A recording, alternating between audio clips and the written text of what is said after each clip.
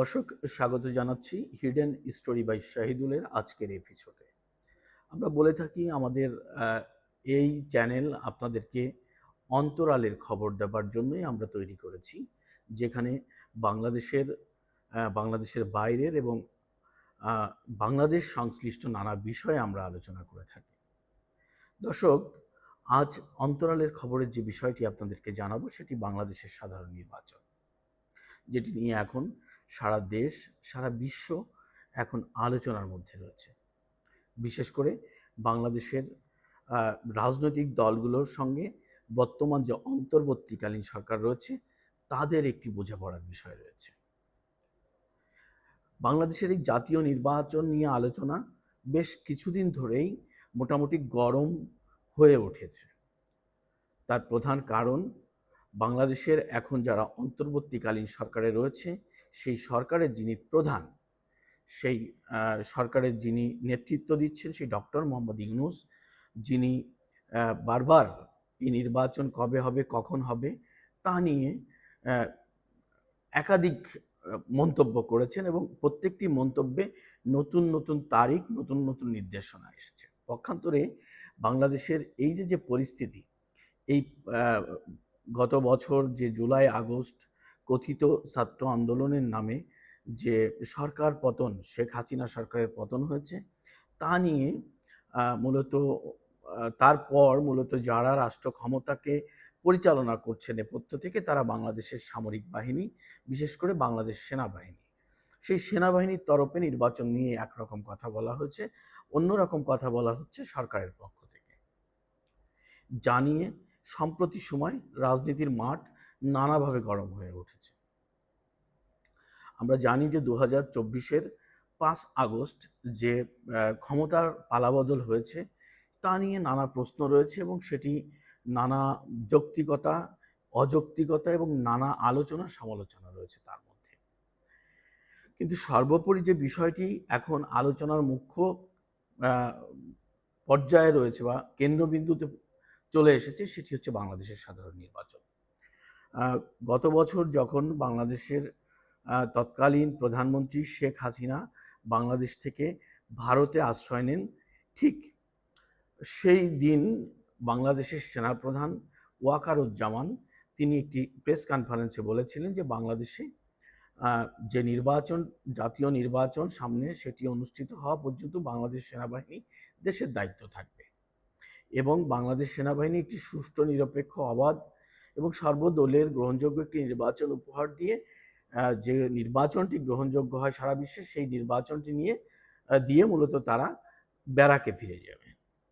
এরপরে ডক্টর মোহাম্মদ ইউনূসের নেতৃত্বাধীন যে অন্তর্বর্তীকালীন সরকারটি গঠিত হয়, সেই সরকার গঠনের পর মূলত সেনাবাহিনী এবং বিশেষ করে সেনাপ্রধান এবং ডক্টর মোহাম্মদ ইউনূসের নির্বাচন কেন্দ্রিক বিপরীতমুখী যে বক্তব্য, পরস্পর বিরোধী যে বক্তব্য, তা কিন্তু আমরা দেখে আসছি।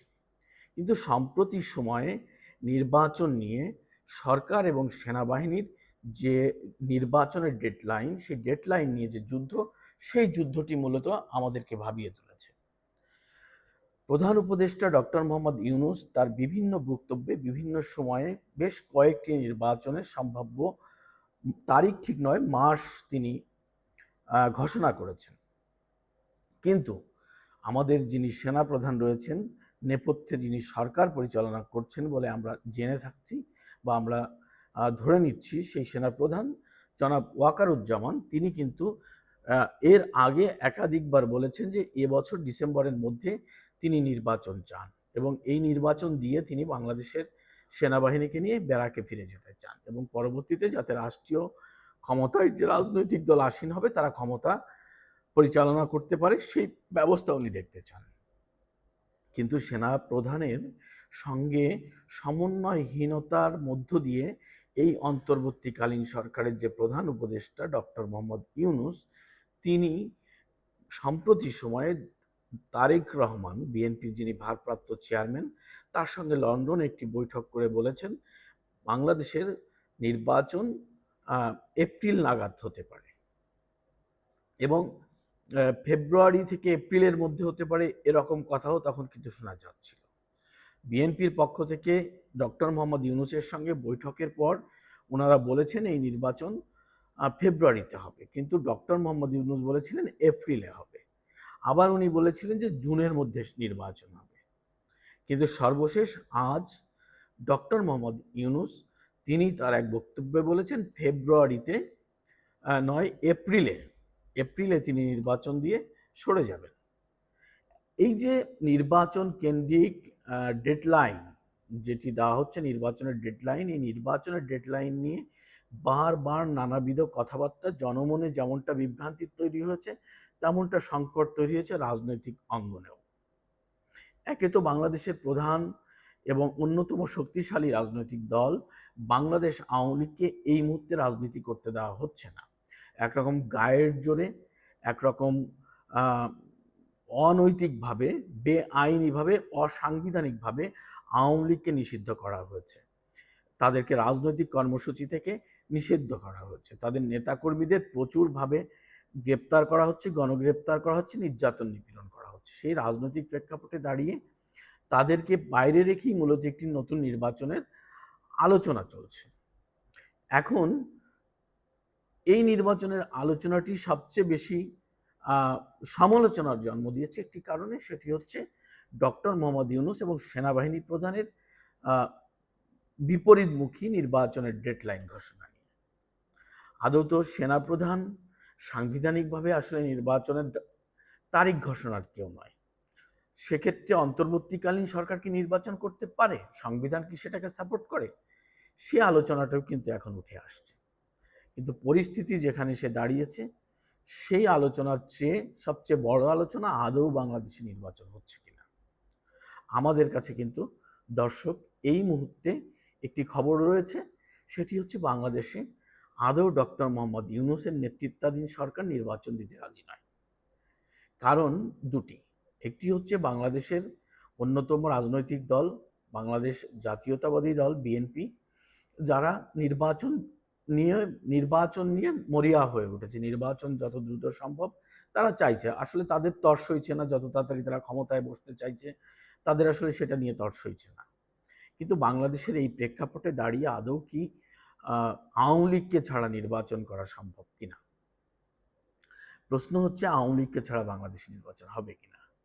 আমি আমার এই ভিডিওর মাধ্যমে একটা জিনিস পরিষ্কার করতে চাই, বাংলাদেশে এই মুহূর্তে আওয়ামী লীগকে ছাড়া নির্বাচন হওয়ার কোনো সুযোগ নেই।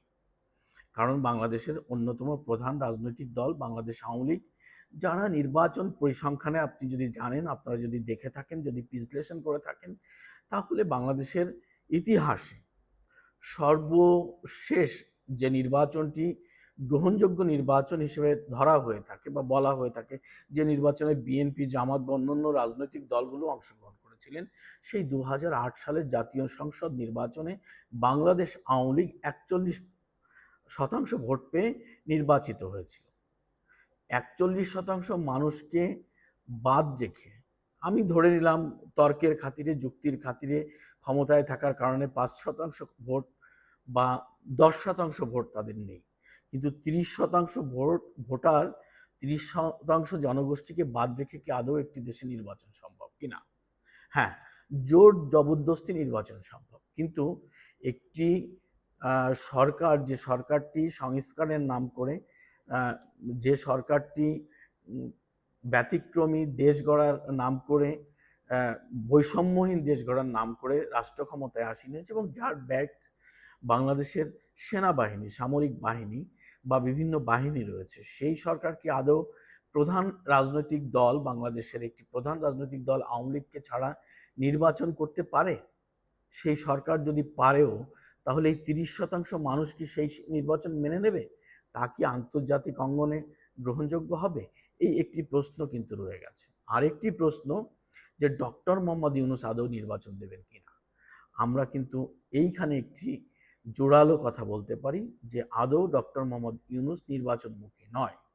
তিনি মূলত যখনই নির্বাচন নিয়ে রাজনৈতিক দলগুলোর চাপাচাপি শুরু হচ্ছে, তিনি তাদেরকে শান্ত করার জন্যই মূলত নির্বাচনের কথা মুখে আসছেন, যার ধারাবাহিকতায় সর্বশেষ তিনি বিএনপির ভারপ্রাপ্ত চেয়ারম্যান জনাব তারেক রহমানের সঙ্গে সাক্ষাৎ করে তিনি নির্বাচনের একটি সম্ভাব্য তারিখ ঘোষণা করে তাকে মূলত একটি সান্ত্বনা দিতে চেয়েছেন।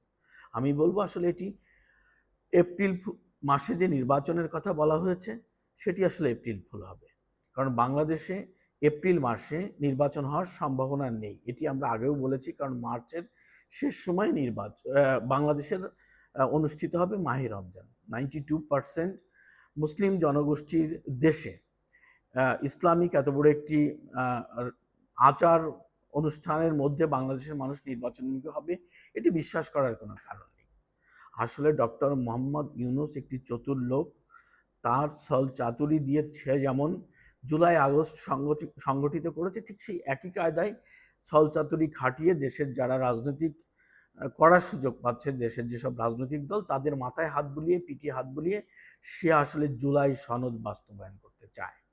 এই কথিত বিপ্লবের জুলাই সনদ যদি সে বাস্তবায়ন করতে সফল হয়, তাহলে বাংলাদেশে আর নির্বাচনের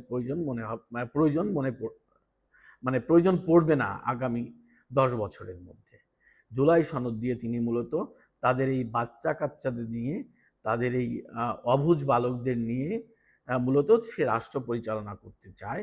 রাষ্ট্র পরিচালনা তো মূলত নয়, সে দেশটিকে মার্কিনীদের হাতে তুলে দিয়ে মূলত সে নির্দ্বিধায় ক্ষমতা সুখ শান্তি ভোগ করতে চায়।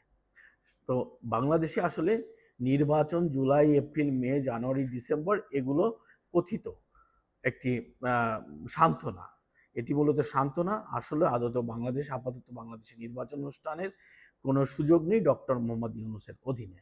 বাংলাদেশে নির্বাচন সেদিনই হবে যেদিন ডক্টর মোহাম্মদ ইউনূসের নেতৃত্বাধীন এই অন্তর্বর্তীকালীন সরকারকে বিদায় করা সম্ভব হবে এবং নতুন কোনো সরকার, সেটি হতে পারে তত্ত্বাবধায়ক সরকার অথবা নির্বাচনকালীন অন্য ফরম্যাটের কোনো সরকার, তবেই বাংলাদেশে নির্বাচন হওয়া সম্ভব।